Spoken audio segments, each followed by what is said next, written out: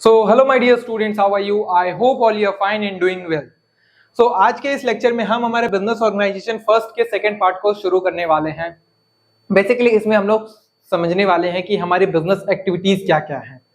First part में हम लोगों ने समझा बिजनेस क्या होता है, बिजनेस कैसे रन करता है, कौन कौन से फैक्टर हैं जो हमारे बिजनेस को अफेक्ट करते हैं, कौन कौन सी ऐसी एक्टिविटीज हैं जिसके होने पे हम किसी चीज को बिजनेस कंसीडर करेंगे। जैसे कि मैंने आपको बताया बिजनेस आपका लीगल होना चाहिए था, आपका कंटिन्यूअस प्रोसेस होना चाहिए था, और भी सारे फैक्टर्स बताए थे जिससे किसी चीज को हम बिजनेस कंसीडर कर सकते हैं।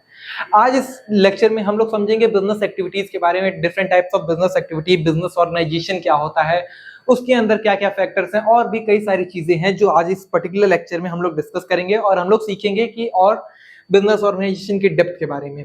बात करते हैं आज हम लोग टॉपिक जो आज हम लोग कवर करने वाले हैं इस लेक्चर में, उसको पहले हम लोग देख लेते हैं। आज हम लोग कवर करेंगे meaning and characteristic importance of objective of business organisation, classification of business activities. तो सबसे पहले हम लोग देखेंगे classification of business activity, business activities क्या है, उसके क्लासिफिकेशंस क्या क्या होंगे। फिर हम लोग देखेंगे मीनिंग क्या है, कैरेक्टरिस्टिक क्या है, इंपॉर्टेंस क्या है, किस चीज के, बिजनेस ऑर्गेनाइजेशन के। एंड लास्ट में हम लोग इवोल्यूशन ऑफ बिजनेस ऑर्गेनाइजेशन को पढ़ेंगे। एंड थर्ड जो यूनिट आएगा, थर्ड जो पार्ट आएगा, उसमें आपका फर्स्ट यूनिट बिजनेस ऑर्गेनाइजेशन का कंप्लीट हो जाएगा। आज के टॉपिक को हम लोग शुरू करते हैं विदाउट वेस्टिंग एनी टाइम, जो कि है हमारा बिजनेस एक्टिविटीज। तो बिजनेस एक्टिविटीज क्या होते हैं? वो सारे प्रोसेस, वो सारी एक्टिविटीज जो आप रेगुलर बेसिस पे परफॉर्म कर रहे हो अपने बिजनेस के लिए, उसको हम लोग बिजनेस एक्टिविटीज कहते हैं। That's it. इतने में आई थिंक आप लोग को नहीं समझ आएगा, नहीं आया होगा, बट बेसिक बात ये इतनी ही है। बिजनेस ऑर्गेनाइजेशन और बिजनेस एक्टिविटीज क्या है? Business activities refers to all दो, एक सेकेंड, हाँ, so business activities refers to all those economics activities which are directly or indirectly involved in the creation of goods and services for satisfying the consumer need and ensuring profit earning through customer satisfaction। वो सारी activities जो directly or indirectly involve है किस चीज में? Goods and services के production में, जो कि कस्टमर के सेटिस्फेक्शन के लिए प्रोड्यूस किया जा रहा है, जिसका मेन मोटिव है प्रॉफिट कमाना, उसको हम लोग बिजनेस एक्टिविटीज कंसीडर करते हैं। नहीं समझ में आया? एक बार फिर समझिए। वो सारी एक्टिविटीज जो डायरेक्टली और इनडायरेक्टली इन्वॉल्व है किसी भी गुड्स एंड सर्विसेज के प्रोडक्शन में, जिसका मेन मोटिव है प्रॉफिट कमाना और लोगों के, कस्टमर के सेटिस्फेक्शन को सर्व करना, उसको हम लोग बिजनेस एक्टिविटीज कंसीडर करते हैं। That's it. Business activities are often divided into 3 terms: investing activity, financing activity and operating activity. Operating activity, investing activity and financing activity. तो बिजनेस एक्टिविटीज को 3 टर्म में डिवाइड किया गया है। अभी हम लोग समझेंगे कि ये तीनों एक्टिविटी क्या क्या है, इनका काम क्या क्या है। तीनों एक्टिविटी कौन कौन सी हैं? Operating activity, investing activity and third है आपका फाइनेंसिंग एक्टिविटी। ठीक है, तो ये सारी एक्टिविटीज जो है काफी अच्छा रोल प्ले करती हैं किसी भी बिजनेस को बूस्ट करने में, किसी भी इकोनॉमी को बूस्ट करने में। बेसिकली इकोनॉमी किससे बूस्ट होगी? जब आपका बिजनेस बूस्ट करेगा। बिजनेस की एक्टिविटी कौन कौन सी है? Operating activity, investing activity and then है आपका फाइनेंसिंग एक्टिविटी। बिजनेस एक्टिविटी होता क्या है? वो सारी एक्टिविटी जो डायरेक्टली और इनडायरेक्टली इन्वॉल्व है किसी भी गुड्स एंड सर्विसेज के प्रोडक्शन में, जिसका मेन मोटिव है प्रॉफिट कमाना और लोगों को सर्व करना, उनके सेटिस्फेक्शन को सर्व करना, उसको हम लोग बिजनेस एक्टिविटी कंसीडर करते हैं। ठीक है, अब बात करते हैं टाइप्स ऑफ बिजनेस एक्टिविटीज की। तो बिजनेस एक्टिविटीज की अगर बात की जाए तो बेसिकली 3 टर्म की होती हैं। कौन कौन से टाइप्स की होती हैं? Operating activity, financing activity and third है आपका इन्वेस्टिंग एक्टिविटी। ये ऑपरेटिंग एक्टिविटी, फाइनेंसिंग एक्टिविटी और इन्वेस्टिंग एक्टिविटी, इन तीनों एक्टिविटी का क्या काम है, ये किस तरह से इकोनॉमिक में परफॉर्म की जाती है, बिजनेस में परफॉर्म की जाती हैं, वो सारी चीजें हम लोग बारी बारी देखते हैं। The business activity are classified in 3 terms. We know that operating activity, financing activity and investing activity. अब हम लोग देखते हैं इन तीनों का काम क्या क्या है, ऑपरेटिंग एक्टिविटी का क्या काम है। Operating activity refers to all those business activity that are directly or indirectly related to the provision of goods and services. तो वो सारी एक्टिविटीज जो गुड्स एंड सर्विसेज के प्रोविजन में इंगेज रहती हैं, उसको हम लोग ऑपरेटिंग एक्टिविटी कहते हैं। As such, they have a direct impact on cash flow and eventually on income। तो इसका डायरेक्ट किससे इम्पैक्ट पड़ता है, कैश फ्लो पे और हमारा जो इनकम है उस पे भी। तो वो सारी एक्टिविटीज जो डायरेक्टली और इनडायरेक्टली इन्वॉल्व रहती हैं किस चीज से, हमारे गुड्स एंड सर्विसेज के प्रोडक्शन से, उसको हम लोग ऑपरेटिंग एक्टिविटी कहते हैं। चाहे वो आपका रॉ मटेरियल खरीद रहे हो, चाहे वो बेच रहे हो, चाहे सेल कर रहे हो, चाहे कोई दुकान आप खोले हो, वो सारी एक्टिविटी जो गुड्स एंड सर्विसेज से रिलेटेड रहती हैं उसको हम लोग ऑपरेटिंग एक्टिविटी कंसिस्ट करते हैं। इसको आप लोगों ने क्लास 12th में अकाउंट्स में पढ़ रखा होगा कि ऑपरेटिंग एक्टिविटी, फाइनेंसिंग एक्टिविटी क्या होती है। थर्ड है investing activity. Investing activity refers to all those activity that aim to be capitalised for more than year. This include capital expenditure such as purchase for long term asset or real estate। तो वो सारे activities जिसमें आप capital expenditure कर रहे हो। Capital expenditure क्या, जैसे अपने कैपिटल को बढ़ाने के लिए, जैसे कि आपने कोई मशीन खरीद ली, कोई भारी मशीन खरीद ली, या फिर कोई आप ऐसी मशीन खरीदो जिसका कॉस्ट काफी ज्यादा है, जैसे रियल एस्टेट में अगर आप पैसा लगा दिए। तो ये सारे जो इन्वेस्टमेंट है जो लॉन्ग टाइम के लिए किया जा रहा है उसको हम लोग कहते हैं इन्वेस्टिंग एक्टिविटी। ठीक है। थर्ड है हमारा फाइनेंसिंग एक्टिविटी। फाइनेंसिंग एक्टिविटी क्या होता है? Financial activity refer to all those activity that funds the business but are not directly related to the revenue from goods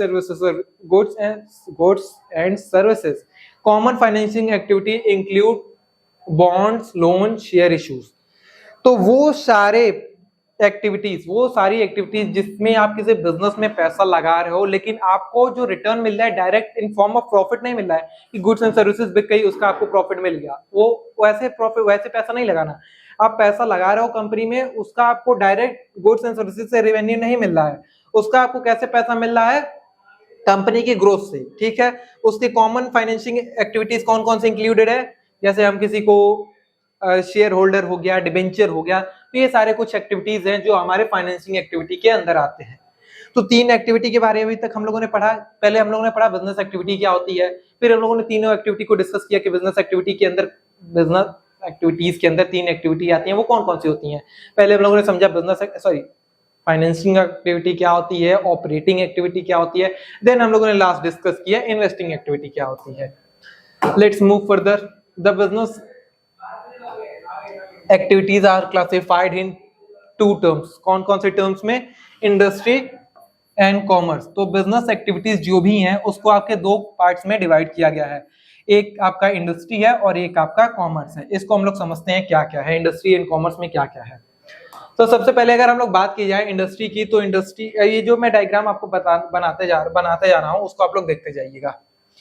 तो अगर बिजनेस एक्टिविटी की बात की जाए, इंडस्ट्री की बात की जाए, ठीक है, तो इसमें आपकी बिजनेस एक्टिविटी क्लासिफाइड की गई है 3 टर्म में। कौन कौन सा टर्म है? सबसे पहला है आपकी प्राइमरी एक्टिविटी।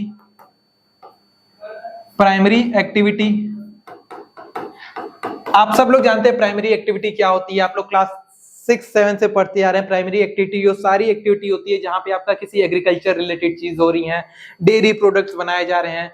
तो ये सारी एक्टिविटी जो भी आपके आसपास होती हैं वो आपके प्राइमरी एक्टिविटी का पार्ट होती हैं। सेकेंडरी एक्टिविटी आप लोग जानते होंगे क्या होती है, जो भी आपको प्राइमरी एक्टिविटी को रन कराने के लिए जो भी सर्विसेज प्रोवाइड की जाती हैं वो आपकी सेकेंडरी एक्टिविटीज आती हैं। इसमें बेसिकली आपका इंफ्रास्ट्रक्चर, आपकी जो सर्विसेज प्रोवाइड की जा रही है प्राइमरी एक्टिविटी को, जैसे कि आप एक सेकेंड एग्जांपल इसका ध्यान नहीं आ रहा। सेकेंडरी एक्टिविटी बेसिकली समझिए कि आपको जो प्राइमरी एक्टिविटीज में जो हेल्प कराती है वो आपकी सेकेंडरी एक्टिविटी होती है। और वो थर्ड आता है आपका टेरिटरी एक्टिविटी। ये आपका बेसिकली इसमें बैंकिंग सिस्टम, ट्रांसपोर्टेशन, ये सारी चीजें आपके इसमें इंक्लूड हो जाती हैं। तो डेयरी, एग्रीकल्चर से जो भी रिलेटेड चीजें हैं वो आपकी प्राइमरी एक्टिविटी होगी। सेकेंडरी एक्टिविटी किससे रिलेटेड है? जो प्राइमरी एक्टिविटी को हेल्प कराती है, उसको रन कराने में, प्रॉपर रन कराने में वो सेकेंडरी एक्टिविटी होती है। और टेरिटरी एक्टिविटी को हम लोग सर्विस इकोनॉमी भी कहते हैं, सर्विस एक्टिविटी भी कहते हैं। बेसिकली ये सर्विस प्रोवाइड करती है, जैसे बैंकिंग हो गया, स्कूलिंग हो गया, और सारी चीजें जो हैं वो आपके टेरिटरी इकोनॉमी के अंदर आती हैं। अब यहाँ पे क्लासिफिकेशन है आपके डिफरेंट टाइप्स ऑफ एक्टिविटीज का, उसको हम लोग एक बार देखते हैं। वही जो मैंने आपको चार्ट बनाया उसको ही यहाँ पे दिखाया गया है। बिजनेस एक्टिविटी आपकी 2 टाइप में डिवाइड है, एक होता है आपका इंडस्ट्री और एक होता है आपका कॉमर्स। ठीक है, ये 2 पार्ट में क्लासिफाई किया गया है आपके बिजनेस एक्टिविटीज को। अब इंडस्ट्री को क्लासिफाई किया गया है 3 टर्म में। एक है आपका प्राइमरी प्राइमरी इंडस्ट्री, सेकंड है आपका सेकेंडरी इंडस्ट्री एंड थर्ड है आपका टेरिटरी इंडस्ट्री। अब क्या होता है तीनों में देखते हैं। प्राइमरी इंडस्ट्री जैसे कि आप किसी चीज से, एक्सट्रैक्टिव इंडस्ट्री जिससे आप, इसमें आता है आपका एग्रीकल्चर, जो भी चीजें आप जमीन से उगाते हैं, जैसे ग्रोइंग सीड हो गया, आपका ट्री आ गया, ये सारी चीजें आपका इसमें आ जाता है। जेनेटिक इंडस्ट्री जिसमें आपका डेयरी रिलेटेड फूड आ जाता है, फिशिंग आ जाता है, ये सारी एक्टिविटी आपकी जेनेटिक इंडस्ट्री में आ जाता है। सेकेंडरी इंडस्ट्री में आपके दो पार्ट में क्लासिफाई किया गया है, एक मैन्युफैक्चरिंग इंडस्ट्री है और एक है आपका कंस्ट्रक्टिव इंडस्ट्री। मैन्युफैक्चरिंग इंडस्ट्री और कंस्ट्रक्टिव इंडस्ट्री है, सेकेंडरी को डिवाइड किया गया है।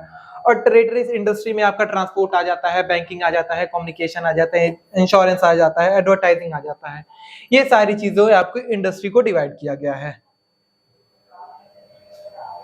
अब आता है बिजनेस ऑर्गेनाइजेशन। अब बिजनेस ऑर्गेनाइजेशन होता क्या है? तो बिजनेस ऑर्गेनाइजेशन क्या होता है? Business organisation is an entity, एक second, business organisation is an entity, ये क्या है? Entity form for the purpose of carrying a commercial enterprises that describe how business are structured to and how to produce good and services and meet need of the customer. The main three types of business organisation are individual partnership और cooperation limited liability partnership.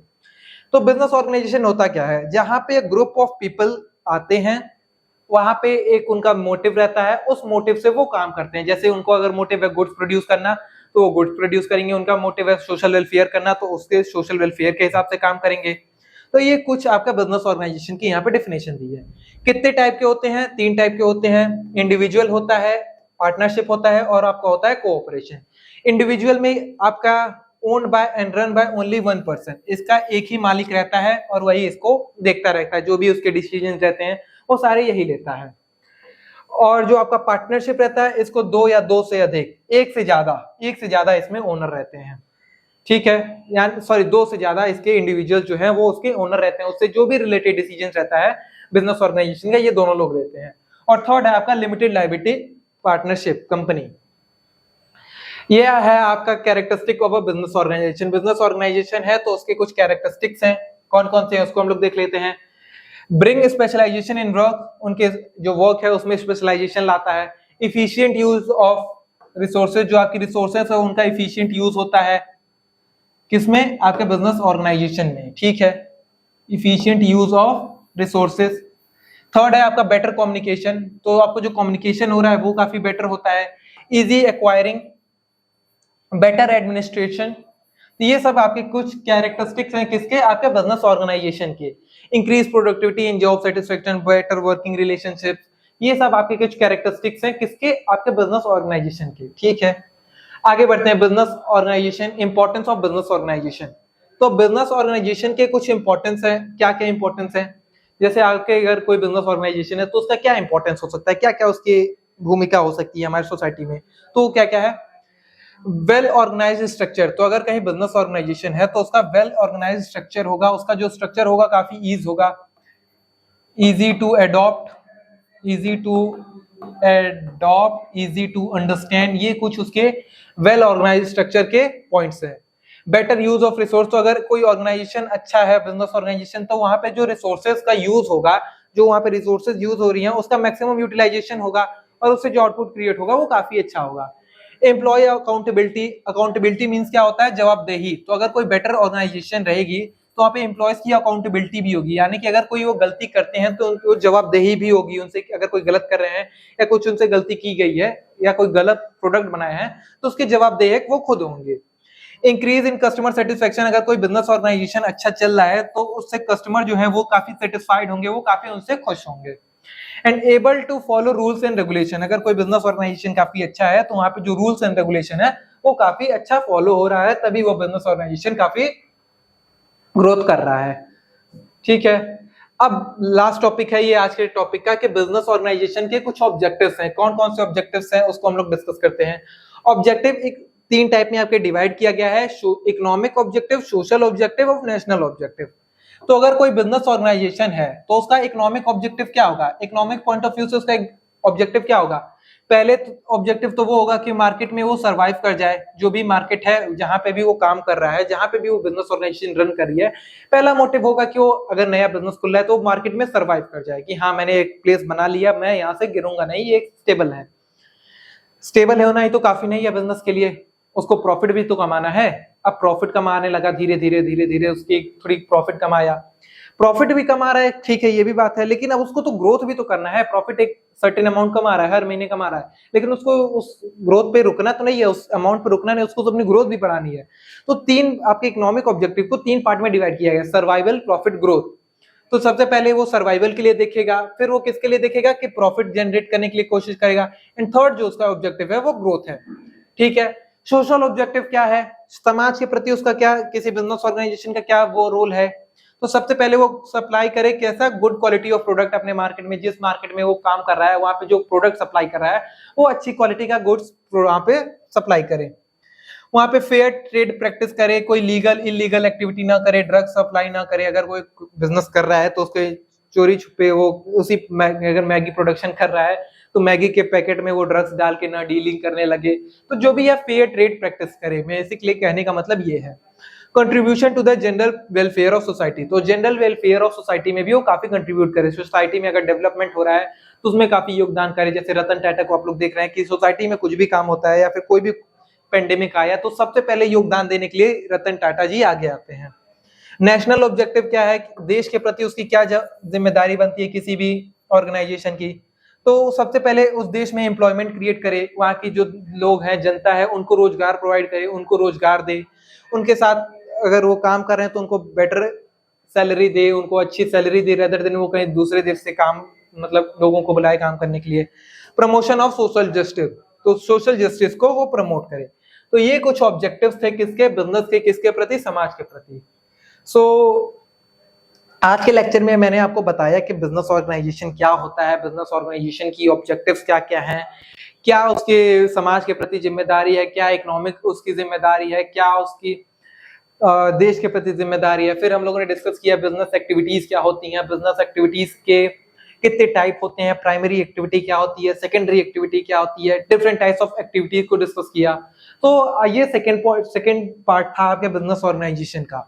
सो इस video में अगर आपको कोई भी दिक्कत आई हो तो आप डायरेक्ट हमारे टेलीग्राम चैनल जो बना है, लिंक इसका डिस्क्रिप्शन में आपको मिल जाएगा, वहां पे आप कांटेक्ट कर सकते हैं, और कोई भी चीज अगर आपको नहीं समझ में आई है तो आप वहां पे डायरेक्ट हमसे पूछ सकते हैं। तो that's all for today, thank you so much.